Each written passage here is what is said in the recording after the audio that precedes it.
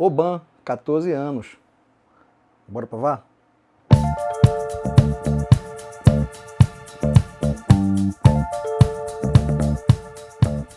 E finalmente trazendo o conteúdo do Oban, 14 anos. E eu só estou finalmente trazendo porque efetivamente eu não sabia que eu ainda não tinha gravado nenhum conteúdo sobre o Oban 14 anos ou sobre qualquer outro rótulo dessa destilaria tão clássica. E descobri isso através dos comentários aqui do canal, que eu sempre interajo bastante com quem acompanha esse singelo espaço da internet. E como é que eu fiz isso, né? Pecado não falar de um uísque tão clássico como o Oban. Eu digo que esse uísque é clássico, não é porque a Diageo, aí em 1989, 90, resolveu classificá-lo como um Classic Malt. Ele é clássico porque realmente sua produção é centenária e ela pouco mudou nessas décadas, centenas de anos de fundação. Mas sendo o primeiro vídeo aqui da Oban, é lógico que eu vou dar algumas pinceladas sobre curiosidades e questões produtivas. E a primeira curiosidade que eu já coloco aqui para vocês é sobre a data de fundação da Oban. Vocês vão ver aí que na própria garrafa está marcado 1794. Só que a Oban nasceu em 1793, um ano antes. Mas ela não era uma destilaria. Ela, na verdade, era uma cervejaria que, inclusive, ainda em 93, colocou sua primeira cerveja no mercado à época, que era uma ale. Depois disso, ainda continuaram produzindo cervejas e aí sim destilando uísque, até que se consolidou como uma destilaria escocesa e que até hoje aí está no mercado. Bom, voltando à questão do clássico, quando eu digo não é clássico por causa da Diageo, eu vou para a segunda curiosidade, que é sobre esses Classic Malts da Diageo. Está aqui uma referência dos rótulos para vocês. E a gente sempre que vai lá na Escócia, visita lá a Whisky Experience e tem lá um tour falando das regiões produtoras, o que cada uma faz, quais são as características de cada região sobre a produção de uísque. Sempre são 5. E aí aqui a Diageo me mete 6. Coisa da Diageo. Isso porque o Oban é o representante da Highland, mas eu já chego lá. Quando eu venho aqui na caixa do próprio Oban, aqui me diz que o representante da Highland é o Dalwhinnie. E afinal de contas, o que é que o Oban é? Ele é o representante da West Highland. Como se a região fosse dividida em terras altas do Oriente, terras altas do Ocidente. Eu tenho uma impressão aqui, é uma teoria que eu acho que alguém que sabia muito de uísque escolheu lá a Dalwhinnie para representar Highlands e foda-se. E aí quando alguém que entende mais um pouco sobre isso, diz, meu Deus, o que é que você fez? Mas já tinham contado para a equipe da Dalwhinnie, que já tinha feito uma festa, e enfim. O pessoal ia ficar arrasado se fosse descolocada da categoria de Classic Malts. E aí, não, vai colocar o Oban aí de West Highland, porque fica tudo certo. Mas enfim, se eu tivesse que escolher um rótulo para representar as Highlands dentro do portfólio da Diageo, claro, eu certamente escolheria o Oban. E isso muito em decorrência, não só do tempo em que a destilaria existe, mas principalmente da forma como esse uísque é entregue. E aí vamos falar um pouquinho de produção. Começar que é uma destilaria extremamente pequena, não são menos de 700 mil litros por ano. 90% do que é colocado no mercado anualmente vai para o mercado americano, que era para demandar 100%, nós acrescentamos ali 10% para atender o resto do mundo. Então, é uma história que a gente já pode dizer que está no limite da sua capacidade instalada, mas não é bem assim. E aí é que eu chego aos fatos curiosos da UBAN. Primeiro, né, aquela primeira fase lá, que é quando a gente faz o mosto, né, o mash, para então fazer ali a conversão do açúcar em álcool e iniciar a destilação, que por sinal são apenas 2 alambiques. E efetivamente para o processo de conversão do mosto, açúcar em álcool, não são necessários mais do que 2 dias. As destilarias usualmente passam aí de 40 a 60 horas nesta fase. E na UBAN, acreditem, esse processo leva 110 horas. São apenas 6 mosturações que eles conseguem fazer por semana. E se eles encurtassem esse prazo, eles conseguiam, né, aumentar a produção.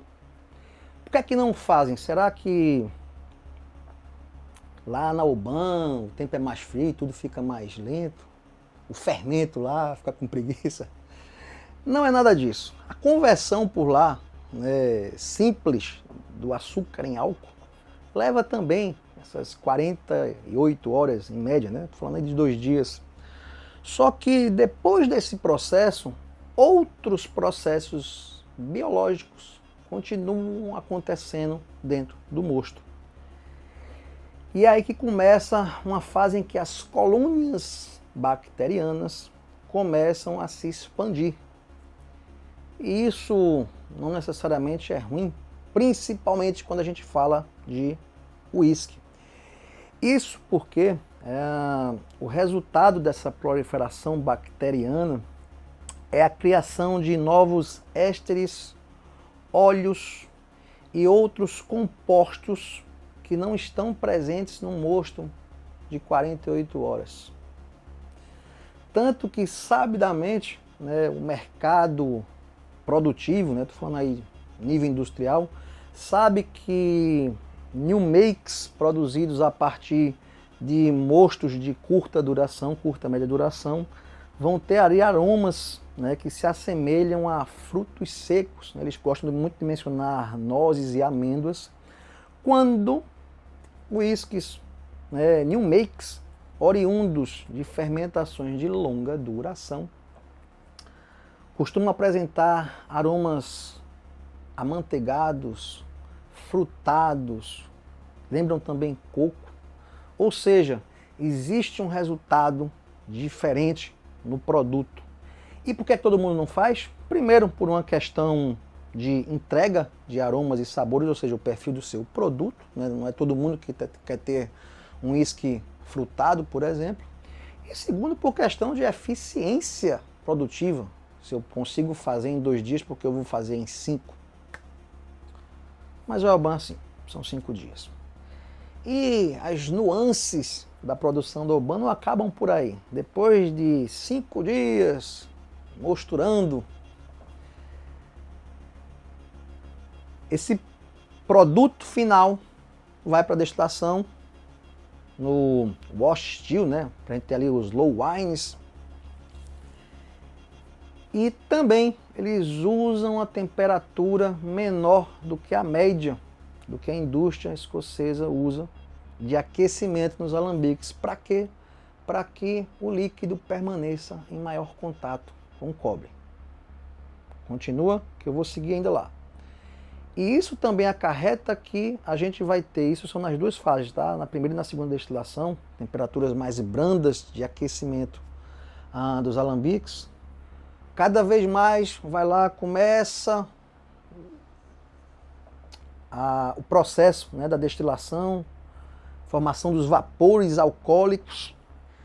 Só que, como a temperatura é mais baixa, chega lá em cima, a temperatura baixa e aquela coisa lá volta para a panela e sobe, desce, sobe, desce. E nesse processo, o destilado vai se tornando mais puro, mais límpido. Quando finalmente o destilado consegue vencer essa fase inicial, chega lá no pescoço de cisne, começa a descida, ele vai para um segundo processo, né, que é quando o vapor volta a se tornar líquido em um worm tubes, que hoje acho que apenas 16, 17 destilarias usam na Escócia, né, esse tipo de condensadores. E lá dentro daquele panelão de água, uns tubos de cobre dentro, eles ainda aquecem essa água. Para quê? O negócio está ficando bem nerd, mas vamos lá. Para que esse processo de condensação demore ainda mais e o new make tenha mais contato com o cobre. Quanto maior o contato com o cobre, mais pura vai ser sua bebida final, seu new make lá na ponta. Então a gente tem aí um whisky que desde a base ele já tem um diferencial, na destilação ele vai ter também esse outro grande diferencial, e a gente vai ter um whisky extremamente límpido e menos congenérico do que a gente teria com uma destilação mais rápida, uma mosturação mais rápida, e tudo isso é o que faz o Oban ser o que é. E para concluir ainda essa fase de produção, preciso falar, os caras também, depois que eles terminam lá uma batelada, que é colocar lá o mosto, para enfim, fazer toda a destilação, eles já não iniciam uma próxima batelada não, eles limpam os alambiques, abrem todas as escotilhas e compartimentos para o oxigênio entrar em contato com o cobre, renovando assim o metal. Cara, quase loucura. E detalhe, isso tudo dentro do Oban feito por singelos 7 carinhas. Tudo é lento, porque tem que ser lento, porque senão a gente não vai ter um Oban. E aí um último detalhe ainda da produção, acho eu que é o último, é que lá em 1800 e alguma coisa, secar os grãos com vapor não era exatamente uma opção. Energia elétrica, alô? O que é que todo mundo usava? Tufa. E o que hoje é uma opção para você ter uma entrega aromática e de sabor, né, da tufa, quem não quer sabor de tufa, simplesmente seca grão em vapor, na época era uma premissa para você conseguir ter sua cevada maltada, seu malte. E o que é que a Oban fez, diferente de muitas destilarias das Highlands de Speyside? Em vez de evoluir com a tecnologia, parando de usar a tufa, eles continuam usando tufa na secagem dos grãos. Por fim, agora sim, falando do nosso Oban 14 anos, singelamente maturado em barris de carvalho americano, que sequer se menciona ex-bourbon. Isso porque o Oban é de uma época em que não se tinha muito esse negócio de barris first fill, second fill, barris de Bordeaux. Era simplesmente barril de carvalho para maturar e segue o baile, ou seja, barris de reuso, assim como acontece incrivelmente na Lagavulin. Muita gente acha que aquele sabor fantástico de Lagavulin é em decorrência dos barris. Não é, já tem vídeo aqui no canal. Resultado, uma maturação por 14 anos, entregando um uísque absolutamente íntegro, complexo, sem arestas e com que eu gosto de usar muito. Já usei essa frase também no Cragganmore, outro rótulo que vale a pena ser provado. Uísque com gosto de uísque. Dito isso, bora provar. Hoje, inclusive, em homenagem a Diageo e seus Classic Malts, estou aqui com minha tacinha Classic Malt Selection. Essa aqui veio com a garrafa de um Lagavulin Distillers Edition. Enfim, iniciando pelos aromas. E aqui vai mais um detalhe antes de eu falar das minhas considerações. Percebam como ele é um uísque extremamente leve, que escorre super rápido na taça, mesmo tendo 43% de graduação alcoólica. Que lá o Cragganmore, eu falava que muita gente torcia o nariz, né, para o Cragganmore, que só tinha 40%, ali a gente tem um destilado mais pesado, mais denso, que combina muito bem com os 40%. Aqui não. O que é que a Oban fez sempre? Joga a graduação para cima para o uísque não se tornar muito apático. Por quê? A gente já sabe que o destilado é leve.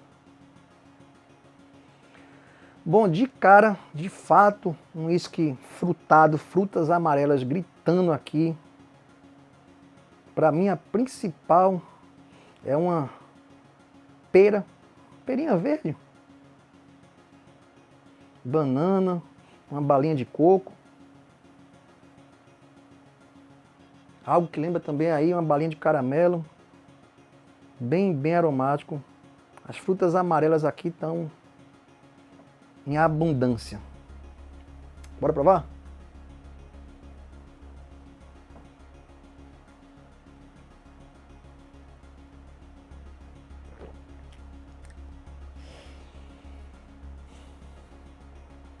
Whisky com gosto de whisky. O que não vem no aroma grita na boca. O que é malte e tufa. Primeiro o sabor maltado, aquela densidade em boca, essa coisinha também aí do doce, do frutado, mas jamais trazendo para uma baunilha, um caramelo. E a tufa, que é a tufa da época, que diferente da tufa de hoje em dia, né? Tá aí a Ardbeg mandando um oi, em que eles forçam barra ali com quantidade, né, de fenol de tufa impregnada no grão. Aqui é aquela tufa, a gente pensando como se estivéssemos no século XIX provando um whisky, em que ela só está ali não para agregar um aroma ou um sabor. Estava ali porque precisava estar ali. Então era na medida do necessário. Ou seja, ela está presente aqui, essas notas esfumaçadas, mas elas não se sobressaem, diferente do que acontece hoje com a maioria dos whiskies de Islay. Sendo o whisky leve, que é, esses 43% ajudam, né, a dar mais peso em boca, mas ele ainda assim é um whisky extremamente fácil de ser bebido, desde daquele que seria um crime você fazer qualquer diluição em água, se você obviamente quer fazer uma degustação séria. Se só está afim de beber até um gelinho, tá valendo. E para finalizar, um retrogosto aí que se segura, aí sim, muito em decorrência dessa tufa e esse sabor de malte. Quando eu falo sabor de malte, eu estou falando de cereal. De novo, acho que eu já usei essa referência uma vez e foi no Cragganmore. Aquela caixinha de cereal integral, acho que Nesfit seria uma boa referência, que não tem açúcar, não tem nada, você fica mastigando ali, é aquele gosto de cereal, é o que a gente tem aqui. A maturação meramente aí serve como esse processo de degradação e oxidação, né, de alguns compostos mais voláteis, abrandando o uísque. E a interação olfativa da madeira é mínima. Bom, e o Oban é o que é por causa disso. Desculpem se eu não gravei antes, espero que eu esteja perdoado. E ainda tem alguns Classic Malts que eu acho que eu não gravei. Se é para eu continuar nessa jornada dos Classic Malts, conta aí que eu trago esse vídeo para vocês. Um abraço e até o próximo vídeo.